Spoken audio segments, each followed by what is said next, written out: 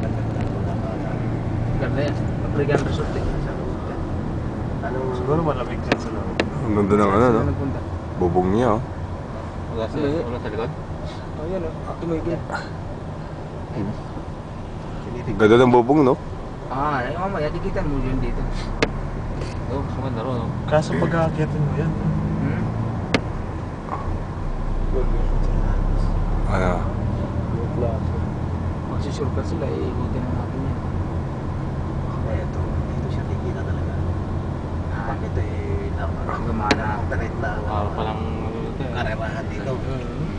Yan ang hanabuhay niya dyan. Diyan siya kikita. Yan ang props. Nakita mo? Pinaberde na. Parang 5 million ang bawat isa niyan. 5 million yan? Oo. Ako pa lang. Yung galing, no? construction. Yung Construction. Kung pagka pinaupahan nila yan, Kagaya, 5 million yan. Ang ganda ng loob niyan. Bawal nga lang ang buwaso dyan. Hindi pwede makita sa loob. Hindi pwede masilip yan. Grabe naman. Yan. 5 million ang isa niyan. Ang halaga. Air condition yan. Isang kwarto lang yan ha. Isang salas, isang kitchen.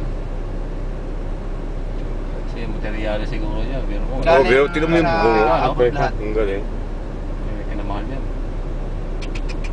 Galing. Yan, nakita mo ang tsura nito.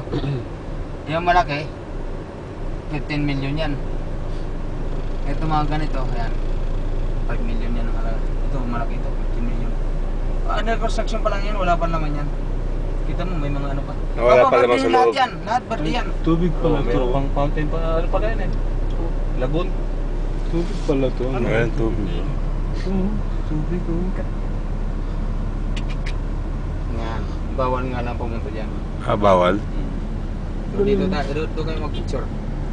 Tubig pala. Wow, malamig dito. Kaya pala, parang kugon grass eh, no? Malamig, kita mo. Hindi mo na naramdaman yung ano dyan, no? Picture tayo rito. Gaano kalalim ito, no? 6 meters. Saan nang galing yung tubig na yan? Galing sa